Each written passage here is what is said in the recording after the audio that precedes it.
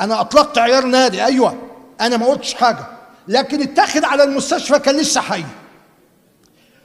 العربيه اللي اتنقلت بيه بقى تقع بيه ويموت، المستشفى تتحرق، ولا الكلام ده اسال عنه. والقضاء المصري اخذ بهذا الامر بانقطاع علاقه السبيه اذا تداخلت عوامل اخرى غير فعل الجانب.